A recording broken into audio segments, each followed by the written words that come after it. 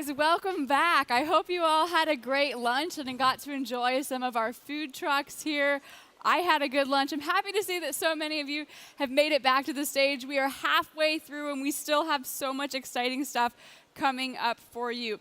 Up next, we want to take a look at what Europe can learn about digitization from the US. And we have a very special panel. We're so pleased to have these high-ranking members of the World Economic Forum and the American Chamber of Commerce with us. And I want to bring up now our moderator, a man who founded his first company at the age of just 17. He is now the head of GTEC, that's the German Tech Entrepreneurship Center here in Berlin. Please welcome Benjamin ROHÉ.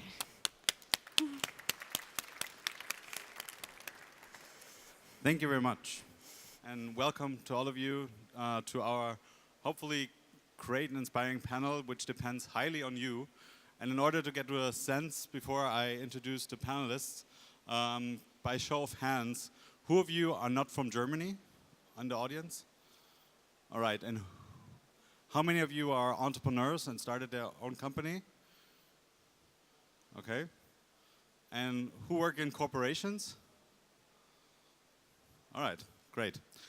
Perfect. So I think this gives us a kind of a sense in which direction we can direct the conversation on stage. But whenever you have a question during the panel, feel free to stand up, raise your hand. We will take questions throughout the conversation because it's there to answer your points for the topic. So I would like to ask Martina and Bernhard on stage right now. I will say a few words about the two panelists here today. So Martina is with the World Economic Forum since 2004, which is quite a long time. She developed also the Young Global Leaders program, which I believe is a very, very big and important contribution to the development of society and economies globally, with a lot of interesting exchange and discussions happening around the globe. And Bernhard, on the other hand, previously with Ford Motors in Germany on the management board, and he became supervisory board member in January 2017. He also heads the American Chamber of Commerce in Germany and facilitates a lot of conversation and dialogue between the US and Germany. So I think to have a global perspective on entrepreneurship and innovation is a very good panel for that. And I think we have a lot of interesting topics to discuss for the transatlantic relations between Europe and the US. So, thank you for joining. What was your motivation to come to this panel as a first question? Who do you want to answer first? Ladies first. Okay. Well, first of all, thank you for the invitation. It's a pleasure to be here. The title of the conference is related to something that's very, very important to us. The fourth industrial revolution is actually a term that we've coined and we've been working on for quite some time. So this is something very central to us. And of course, also fostering innovation across the continent and across the world is another element that we think is very important. So those two elements really made it for us. Yeah, also thank you for the invitation and having the opportunity to talk to you, to discuss, but also to catch questions. First motivation was to have the opportunity to talk to people here and get some insights about this fair. Secondly, we have 2,300 member companies in AmCham Germany, representing US American companies, but also German companies doing business in the US. And innovation, digitization, speed of all that is something that is in those companies very important, and it's a major topic, and therefore I was very much interested in having the opportunity to have this discussion here today as well. Yeah, so the panel is a little bit into the direction of what Europe can learn from the US, or Germany in particular, but I hope you agree both with me that there's also a lot of things that the US can learn from Europe. And I would be happy to explore a little bit of your thoughts in that regards, especially in the field of innovation, entrepreneurship, and technology adoption in different fields. Do you have any thoughts on that straight out? I mean, you also work with a lot of startups lately, not only with the big corporations, right? Right. We are not only representing the big companies, but also small and medium companies, startups, and so on.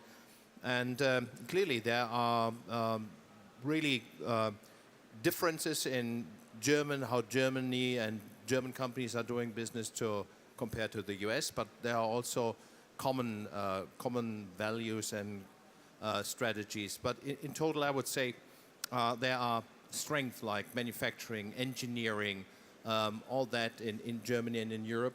And if you look at the entrepreneurship, the IT capabilities and so on in the US, they are much stronger than here. And bringing this together, this is something that AmCham Germany is trying to do and to facilitate, to bring those skills together, because that is an opportunity for both sides of the Atlantic and the businesses on both sides of the Atlantic. For us, when you look at the world and also how the global economy is structured, you see that 8 of the most competitive economies come from Europe, and you see how Europe has managed not only to create one of the most amazing peace projects in history, but also to manage growth across the region, which is much more inclusive than when you look, for example, at the US.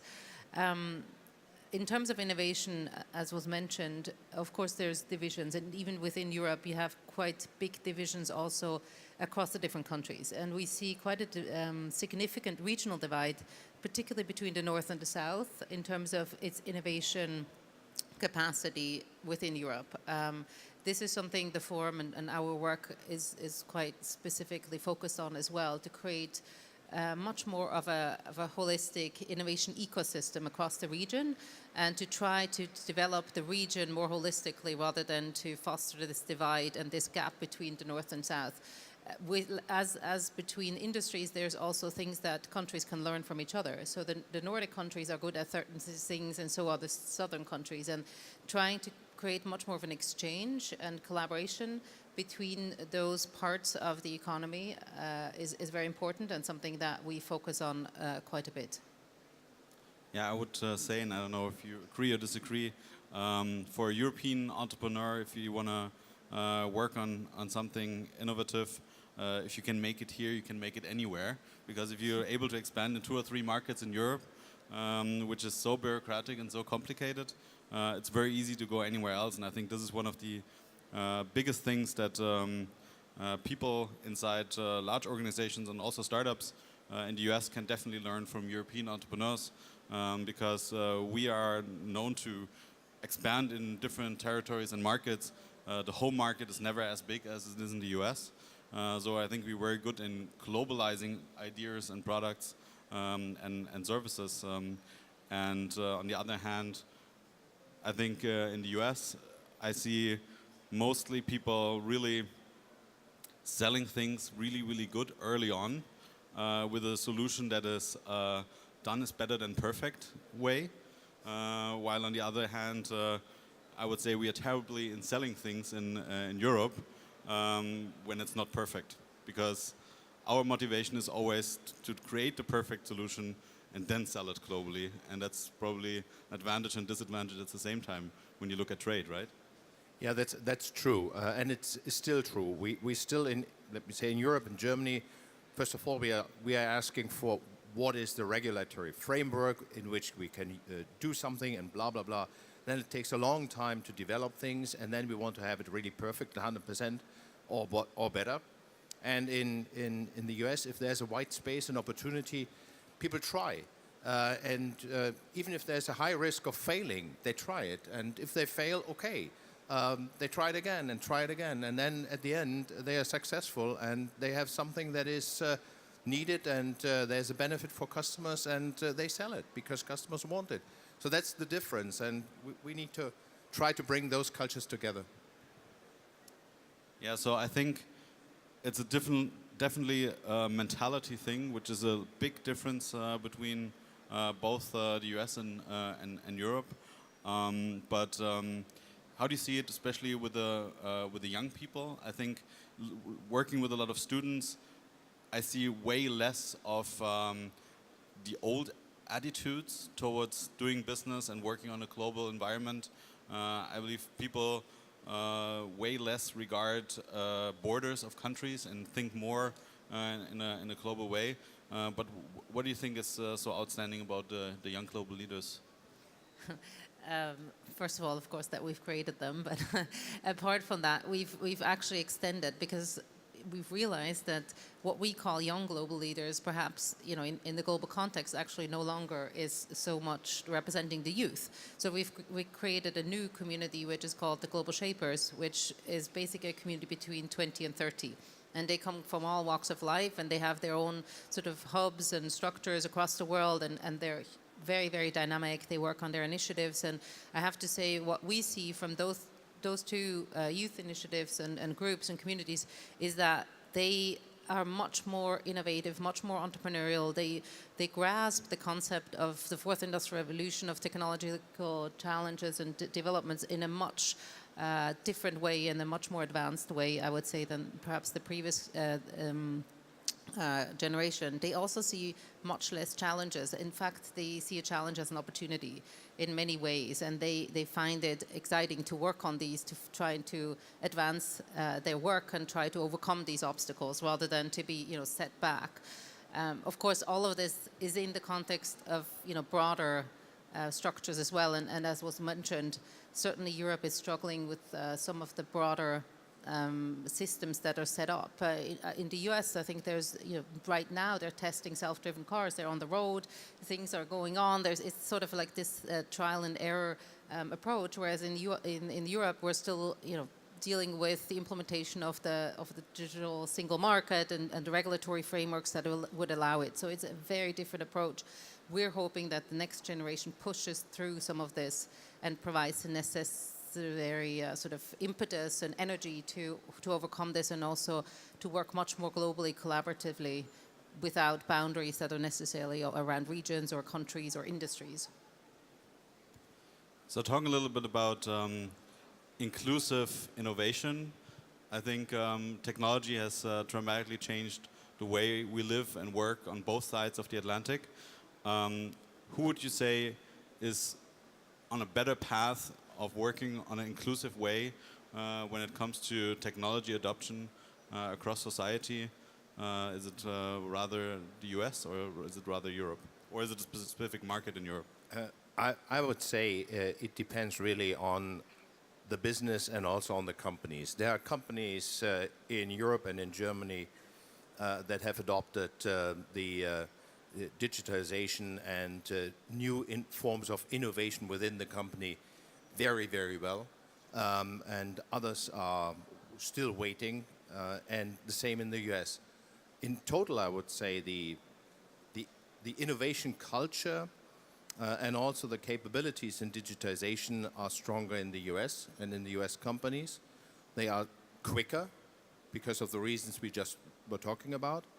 But there are a lot of German companies that have adopted this in a way that makes them very, very competitive on the global markets. Turning back to the global shaper community, I see that a lot of them, beyond the point of just trying to do business, trying to integrate society in what they do, and this comes to the point of an inclusive process of innovation in society. How much do you foster this kind of, let's say, giving back to the surrounding and the environment where the people are living in on a daily basis? It's very much core to our mission, essentially, which is improving the state of the world. So all our work and communities are essentially going back to that very mission.